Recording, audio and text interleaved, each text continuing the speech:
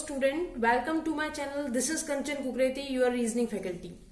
जैसा कि 2 दिनों से बड़ी डिमांड आ रही है चैप्टर ब्लड रिलेशन के लिए, तो आज हम मिल रहे हैं आपसे इसी नए चैप्टर के साथ ब्लड रिलेशन। जिनको नहीं पता उनको बता दूं कि अभी हमने स्लॉग्स की सीरीज पूरी की है पूरे 8 एपिसोड में, जिसमें प्री से लेकर मेंस तक का स्लॉग्स हमने कवर किया है। ठीक है, तो जिन लोगों को भी स्लॉग्स में दिक्कत आती है, समस्या आती है, वो प्लीज उस सीरीज को देखें और अपने डाउट्स क्लियर करें। आज हम बात करेंगे ब्लड रिलेशन पर। ब्लड रिलेशन जिसे रक्त के संबंध बोलते हैं। आपका बैंक का एग्जाम हो, आपका एसएससी का एग्जाम हो, आपका कोई भी कॉम्पिटिटिव एग्जाम हो, वनडे एग्जाम हो, उसमें सबसे इंपॉर्टेंट चैप्टर या सबसे इंपॉर्टेंट भूमिका निभाता है। ये क्यों निभाता है उसके बारे में बात करेंगे। इस चैप्टर में सबसे अच्छी बात ये बेटा कि ब्लड रिलेशन में हम इंडियंस बहुत अच्छे होते हैं, लेकिन दिक्कत भी यही है कि हमें ऐसा लगता है कि हम बहुत अच्छे हैं, तो एग्जामिनर कुछ भी पूछेगा तो हम उसका आंसर बहुत अच्छे से दे सकते हैं। लेकिन कैसे एग्जामिनर आपको ऑप्शन में घुमाने वाला है, कैसे एग्जामिनर अपनी लैंग्वेज में आपको घुमाने वाला है, यही सब हम बात करेंगे ब्लड रिलेशन के इस चैप्टर पे। ठीक है, तो उससे पहले हम बात करते हैं ब्लड रिलेशन जिसे रक्त के संबंध बोलते हैं, खून के रिश्ते, खूनी रिश्ते। ठीक है, आप कुछ भी बोल लीजिए। तो इसमें सबसे इंपॉर्टेंट चीज 2 चीजें होती है, बहुत इंपॉर्टेंट। ठीक है, वो 2 चीजें क्या होती है पहले उसके बारे में जानते हैं। ठीक है, वैसे तो कई बच्चे बोल रहे होंगे कि हमें आता है ये चैप्टर, इसमें कोई दिक्कत नहीं है हमें, लेकिन अभी आएगी दिक्कत। क्यों? क्योंकि कुछ कंसेप्ट ऐसे बेटा जो हम जानते हैं लेकिन एक्चुअल में हम देखें तो वो है ही नहीं। प्रॉब्लम वो है ही नहीं, प्रॉब्लम कुछ और ही होती है। एक रिलेशंस और एक मेल फीमेल। ये क्या लिखा है मैंने, जरा देख लेते हैं। सबसे पहली चीज, जो सबसे बेसिक चीज है बेटा, वो ये है कि आपको रिलेशंस पता होने चाहिए। अगर आप ब्लड रिलेशन चैप्टर कर रहे हो तो आपको रिलेशंस पता होने चाहिए। अब बच्चे के दिमाग में आता है रिलेशंस तो सारी दुनिया को पता होते हैं, सारे रिलेशन पता होते हैं, है ना। कोई हमसे पूछ ले हमारी माँ की छोटी बहन हमारी क्या लगेगी, तो हम बोलते हैं मौसी लगेगी। हमारे पिताजी के बड़े भाई हमारे क्या लगेंगे, हम बोलते हैं ताऊजी लगेंगे।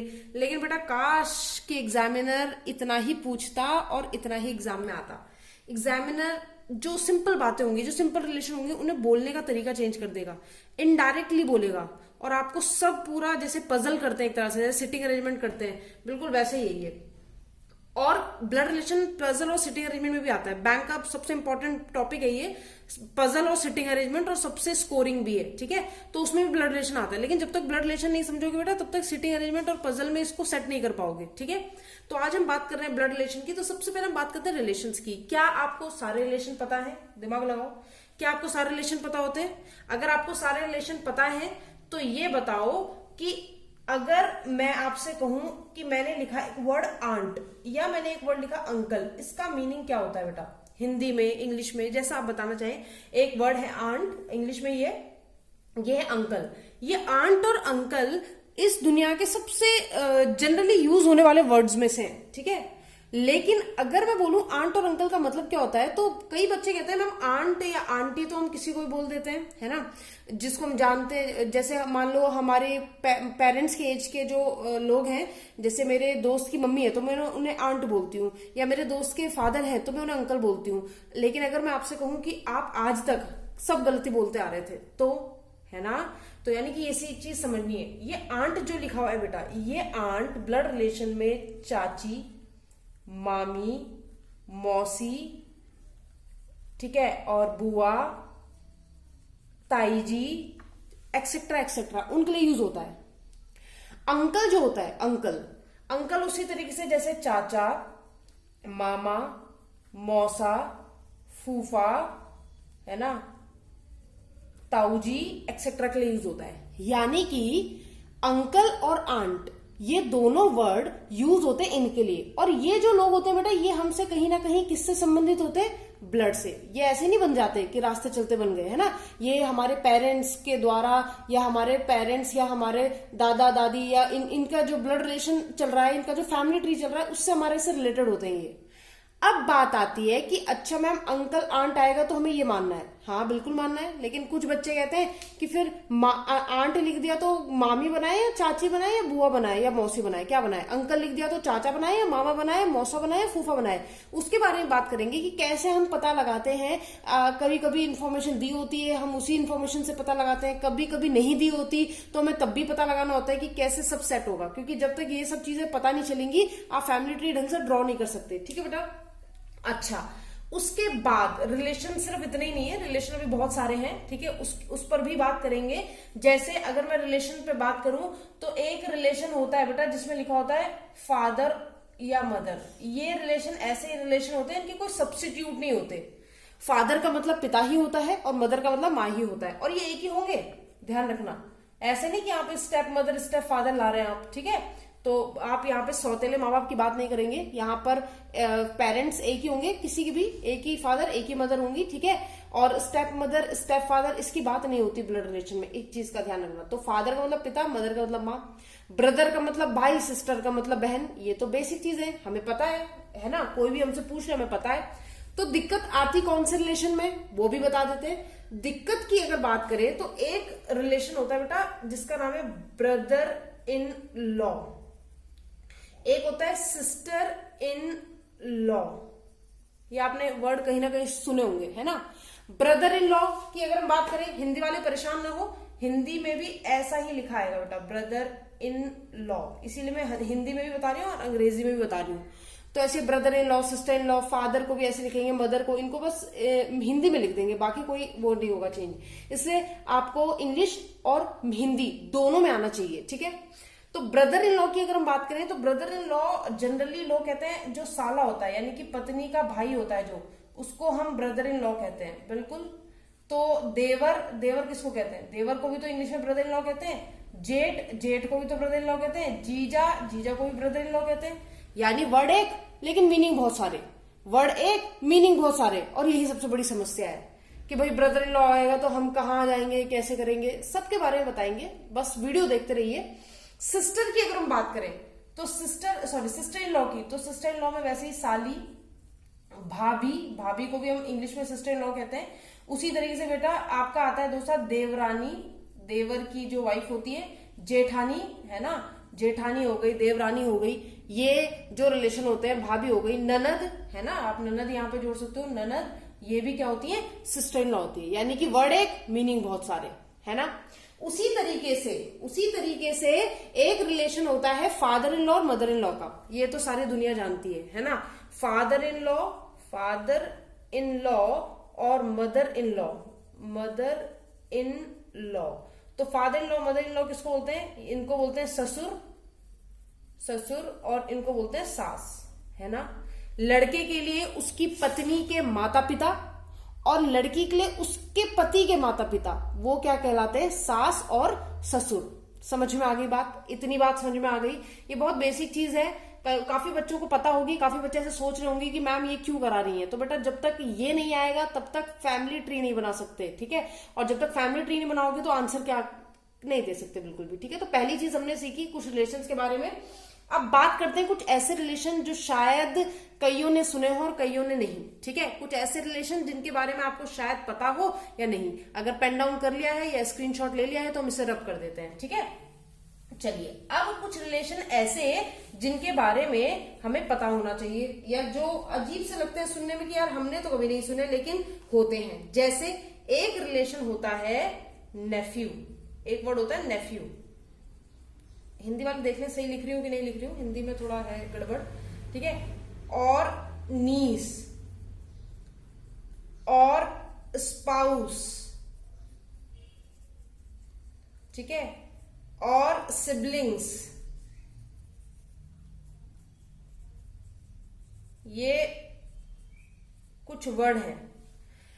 इन्हें अंग्रेजी और हिंदी दोनों में आने जरूरी है आपको, मतलब आपको इंग्लिश में भी आने चाहिए तो हिंदी में भी आने चाहिए। ऐसा मत समझना कि इंग्लिश में कर लेते हैं तो हिंदी की जरूरत नहीं है, हिंदी में हम पढ़ते हैं तो हमें एग्जाम हिंदी में देते हैं तो हमें इंग्लिश की जरूरत नहीं, दोनों आने चाहिए, बहुत कॉमन चीजें हैं ये।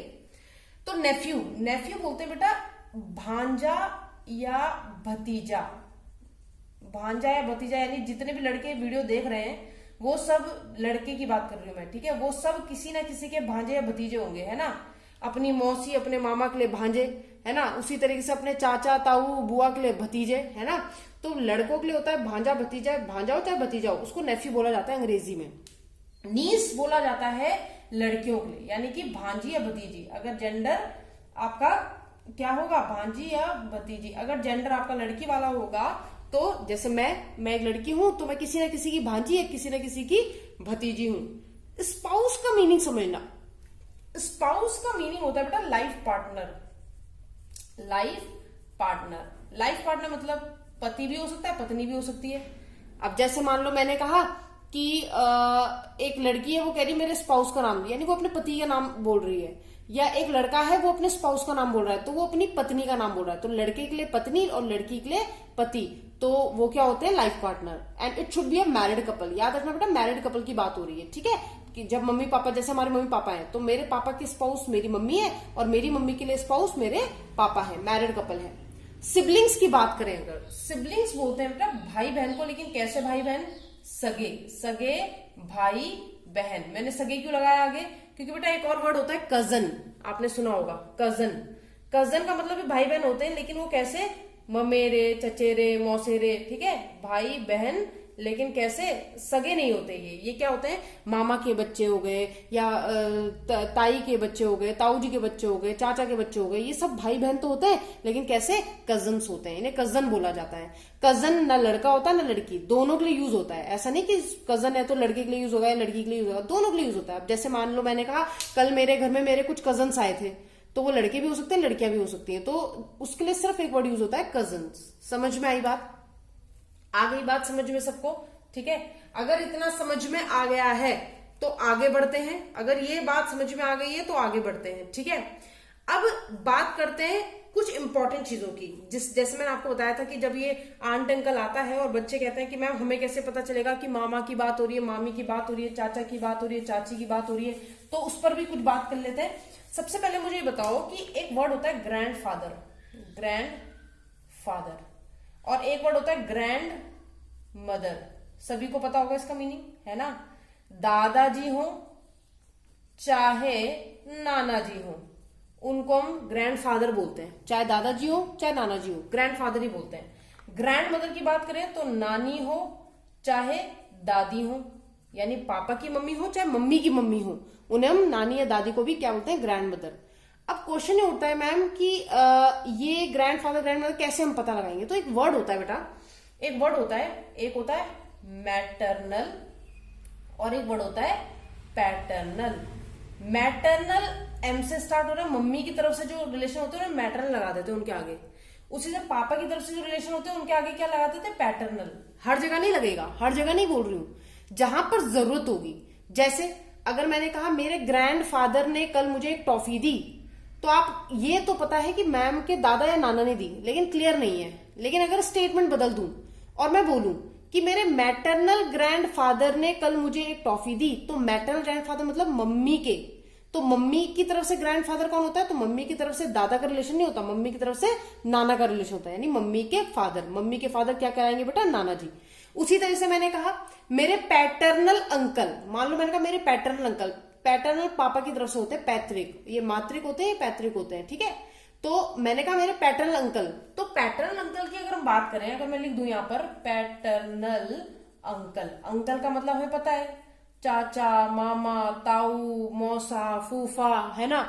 लेकिन मैंने क्या लगा दिया, पैटर्नल। अब पैटर्नल मतलब पापा की तरफ से है, लेकिन पापा की तरफ से तो चाचा भी हो सकते हैं, पापा की तरफ से तो ताऊ जी भी होते हैं, पापा की तरफ से तो फूफा जी भी होते हैं, क्योंकि फूफा जी पापा की तरफ से होते हैं बेटा, क्योंकि बुआ पापा की तरफ से है, पापा की बहन है तभी तो बुआ बनी रिलेशन में, तो उनके जो हस्बैंड होंगे वो फूफा जी, तो वो भी पैटर्न अंकल कहलाएंगे। तो पैटर्न अंकल बोला तो चाचा भी हो सकता है, ताऊ भी और फूफा भी, और इससे हम कभी भी डिफ्रेंशिएट नहीं कर सकते कि भाई इसी की बात हो रही है, इसी की, जब तक एग्जामिनर खुद ना बोल दे, ठीक है। अब अगर मैंने बोला मैटरनल अंकल, इसमें भी देखो, अगर मैं बोल दूं maternal uncle, maternal uncle, maternal uncle यानी माँ की तरफ से, तो माँ की तरफ से माँ की तरफ से मामा तो होते ही हैं, एक और होते हैं बेटा मौसा जी। मौसी कौन होती है, मम्मी की बहन, उनके पति कौन होते हैं, मौसा, तो मौसा माँ की तरफ से होता है, तो माँ की तरफ से वाले अंकल मौसा भी हो सकते हैं और मामा भी। मामा अगर माँ के भाई हो और मौसा अगर मम्मी की बहन के क्या हो, पति हो।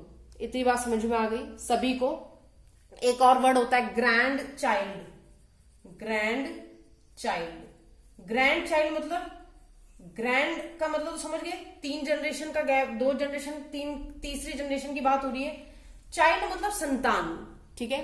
तो अगर मैं ग्रैंड डॉटर लिख दूं, नाती पोती जो भी होती है, है ना, ग्रैंड सन लिख दूं, नाती या पोता, है ना, ग्रैंड सन यानी लड़के की बात हो रही है, ग्रैंड डॉटर यानी लड़की की बात हो रही है। लेकिन ग्रैंड यूज हो रहा है बेटा, ग्रैंड इसलिए यूज हो रहा है क्योंकि वो तीसरी जनरेशन वाले हैं, ठीक है, नीचे से नीचे जाते हुए जब तीसरी जनरेशन में आओगे तब की बात हो रही है वो। आई बात समझ में, ठीक है। अच्छा, अब इतनी बात अगर समझ में आ गई, ये सब समझ में आ गया, तो ये समझिए कि हाँ आपको काफी चीजें क्लियर हो गई हैं, जो चीज तुम कर सकते हो। कुछ ऐसे वर्ड जो अलग से आएंगे उसके बारे में बात करेंगे जब हम क्वेश्चंस पे आएंगे, ठीक है।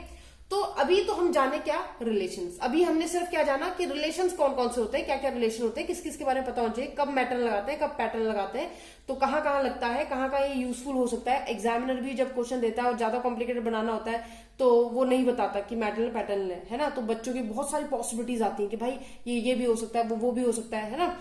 लेकिन और हिंदी वाले बच्चे ये मत सोचना कि उनके लिए, बैंक वालों के लिए बोल रही हूँ स्पेशली, एसएससी वगैरह में तो फिर भी हिंदी में कई बार लिख दिया जाता है। हिंदी वाले ये मत सोचना कि उनके लिए ग्रैंडफादर की जगह दादा लिखा होगा, उनके लिए भी ग्रैंडफादर लिखा होगा, है ना, ऐसे करके लिख देंगे, ऐसे ग्रैंडफादर, ठीक है।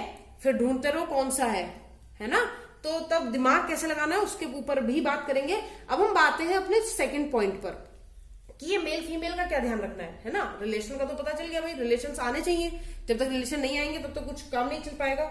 अभी मेल फीमेल का क्या ध्यान रखना है इसके बारे में बात करते हैं। तो चलो देखो, मेल फीमेल के बारे में आपको ये ध्यान रखना है कि जब भी एग्जामिनर बात करेगा किसी का भी रिलेशन बता रहा है, तो आपको ये पता होना चाहिए कि मेल कौन है, फीमेल कौन है। और मेल के लिए जब भी आप किसी को मेल बताओगे तो उसे आप डिनोट करोगे पॉजिटिव साइन से, और जब भी आप फीमेल की बात करोगे तो उसे आप डिनोट करोगे नेगेटिव साइन से। इस चीज का ध्यान रखना। आप साइन चेंज भी कर सकते हो। फॉर एग्जाम्पल कोई कह रहा है कि मैम मेल के लिए हम बॉक्स बनाएंगे और फीमेल के लिए सर्कल बनाएंगे, या मेल के लिए सर्कल बनाएंगे, फीमेल के लिए बॉक्स बनाएंगे, जैसा आपका मन करे। कोई कहता है कि हम ट्राइंगल बनाएंगे और सर्कल बनाएंगे, जैसा आपका मन करे। मुझे सबसे अच्छा प्लस माइनस लगता है तो मैं प्लस माइनस से करूंगी, ठीक है। अब ऐसा क्यों कहा मैम ने कि मेल और फीमेल को डिस्टिंग्विश करने के लिए प्लस माइनस? ऐसा इसलिए कहा बेटा, जैसे मान लीजिए गलती कहाँ होती है, ये आपका 60-70% गलती इसकी वजह से होती है, ठीक है। रिलेशन तो आए ना आए, इसकी वजह से सबसे ज्यादा गलती होती है। क्यों होती है? देखो, मैंने कहा Rahul is father of Swati, ध्यान से समझना। मैंने कहा राहुल स्वाति के पिता हैं, बहुत सिंपल इंग्लिश है ना। राहुल स्वाति के पिता हैं। अब अगर राहुल स्वाति के पिता हैं तो बेटा राहुल क्या हुआ, मेल या फीमेल? मेल हुआ। तो मैंने उसके ऊपर क्या लिख दिया? प्लस लिख दिया। उसके ऊपर प्लस लिखने का मतलब कि ये व्यक्ति आपका क्या है, पुरुष है, मेल है, यानी कि क्या है, पुरुष है, ठीक है। और ये फीमेल का मतलब है आपका महिला। तो मैंने कहा कि भाई ठीक है, राहुल तो पुरुष हो गया, स्वाति क्या हुई? स्वाति लड़की है लड़का है? तो कुछ बच्चे स्क्रीन पे बैठे चिल्ला रहे लड़की, महिला, माइनस, लेकिन ये गलत है। क्यों गलत है? मैंने क्या आपको ये बताया कि स्वाति लड़का है लड़की? समझना ध्यान से। अब बच्चे ये भी कह रहे नहीं हमारे पड़ोस में रहती है ना, लड़की है वो। अरे भैया, तुम्हारे पड़ोस में रहने वाली स्वाति अगर लड़की है तो क्या स्वाति लड़का नहीं हो सकता? यानी कि रूल नंबर 2 यहां पर जो ध्यान रखना है वो रूल नंबर यही है कि आपको कभी भी किसी के नाम के आधार पर जेंडर डिफाइन नहीं करना होता बेटा, ठीक है। जेंडर डिफाइन नहीं करना होता। फॉर एग्जाम्पल मैंने आपसे बोला हम नीलम के घर जाएंगे,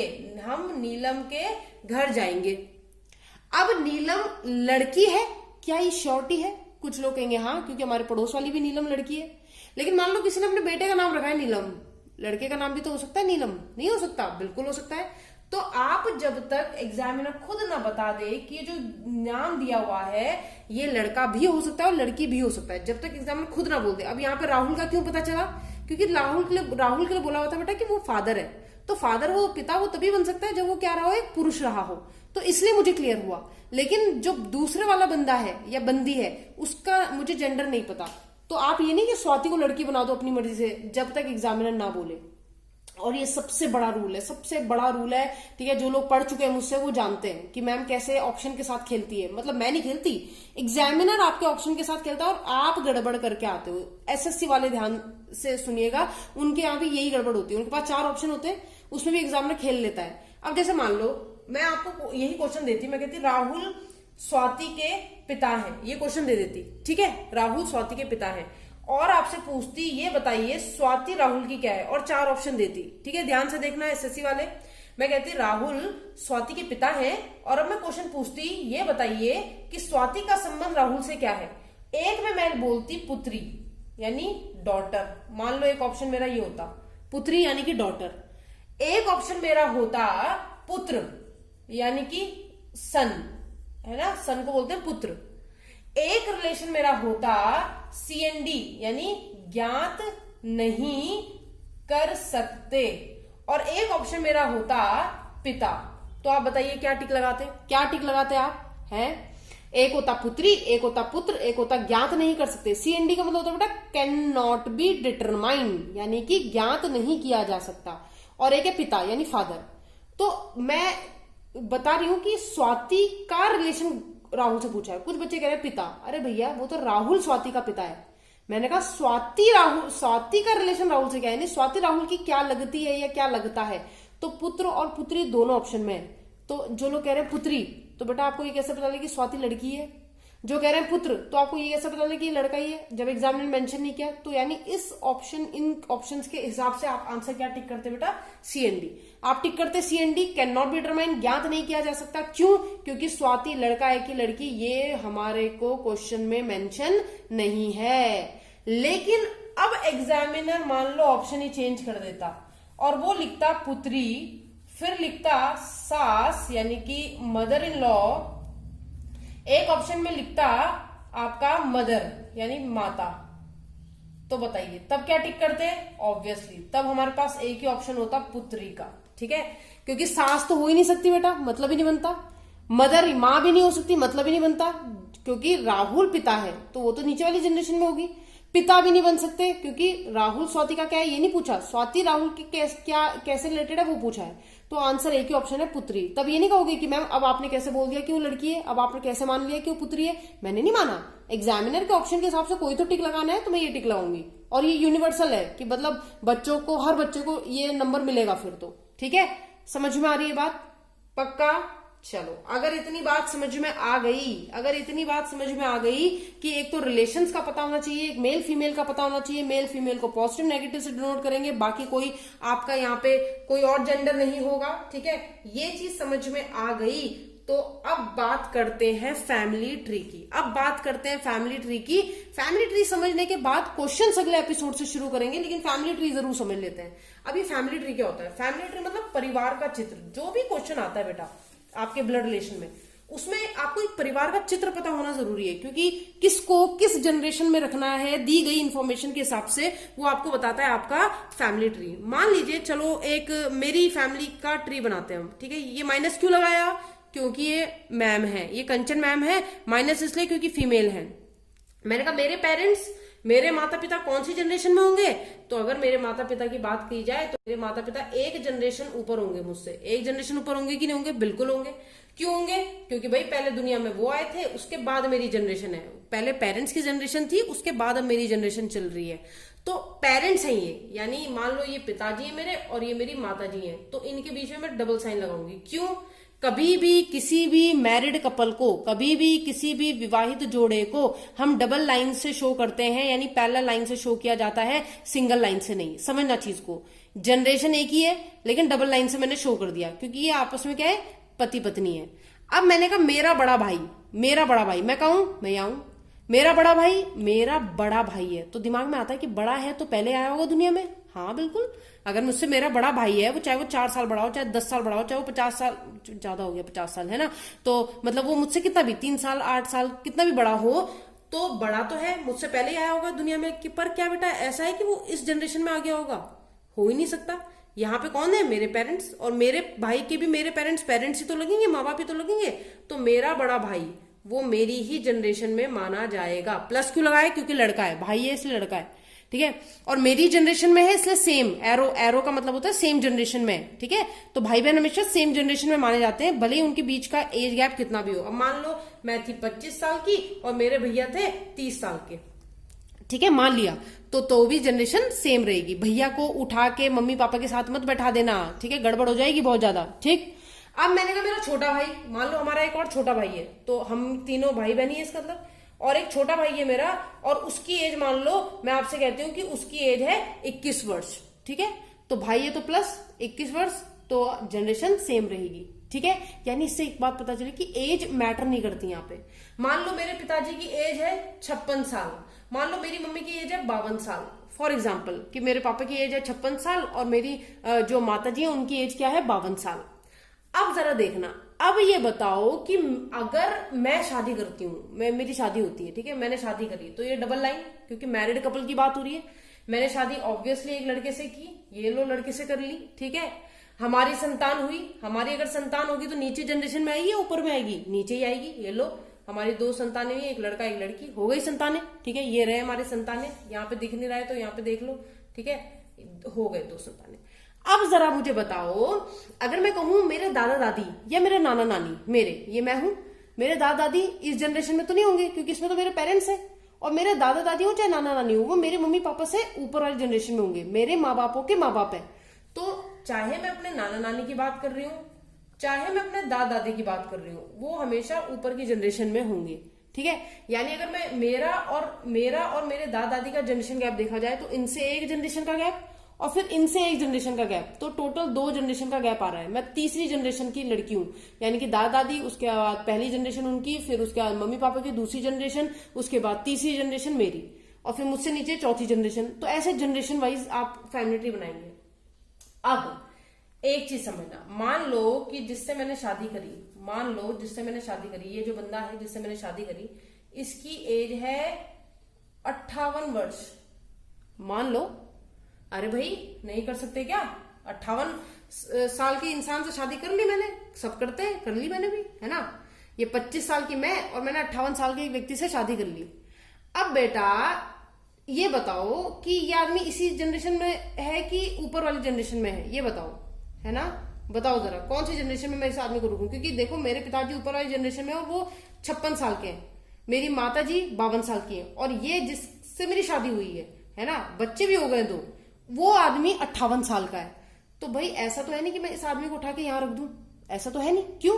क्योंकि जब मेरे बच्चे पैदा होंगे तो वो मुझे माता और इस व्यक्ति को पिता ही बोलेंगे। ऐसा तो है नहीं कि मुझे बोलेंगे माँ और इसको बोलेंगे नानू, नानू से भी बड़े आदमी, नहीं बोलेंगे ना, ऐसे थोड़ा ना बोलेंगे नानू से भी बड़े आदमी। क्यों?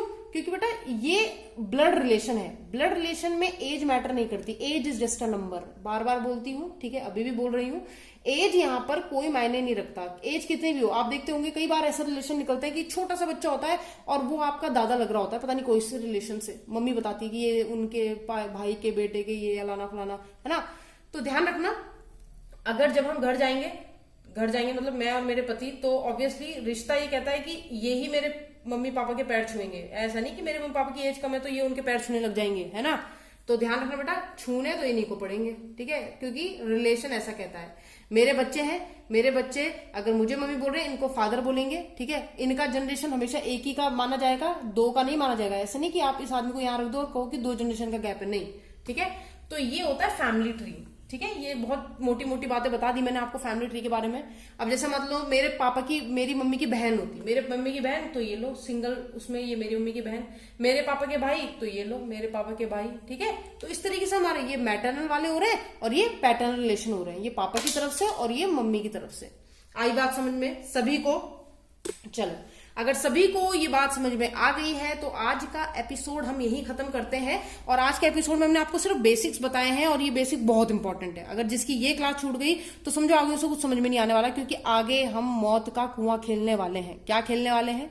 मौत का कुआं, ठीक है। यानी कि आपको ब्लड रिलेशन में दिया जाएगा जो भी इंफॉर्मेशन, उसके हिसाब से आपको आंसर्स निकालने होंगे। और मैं ऑप्शन में बहुत खेलने वाली हूँ आप लोगों के साथ, मैं ऑप्शन बदलती रहूंगी जिससे आपके आंसर्स बदलते रहेंगे। और ये देखना है कि कौन सा बच्चा इतना शार्प है जो इन सब की जो चुनौतियां हैं इन सबको पार कर जाए। और ध्यान रहे बेटा, बैंक में ये क्वेश्चन 3 नंबर का आता है प्री में, ठीक है। मेंस की बात करें तो अगर पजल आ जाए या सिटिंग अरेंजमेंट आ जाए ब्लड रिलेशन बेस्ड तो 5 से 6 नंबर का आ सकता है, ठीक है। 4 से 5 का भी आ सकता है, वैसे 5 नंबर आप मान के चलो, ठीक है। तो ध्यान रखना आपके प्री में कम से कम 2 से 3 नंबर का क्वेश्चन आएगा ही आएगा, ठीक है। जो एसएससी वाले हैं आपके, वो एसएससी वाले बच्चों के एग्जाम में 2 क्वेश्चन आते हैं और एक क्वेश्चन 2 नंबर का होता है, यानी कि मान लो 4 नंबर उनके भी यहां से पक्के होते हैं, ठीक है।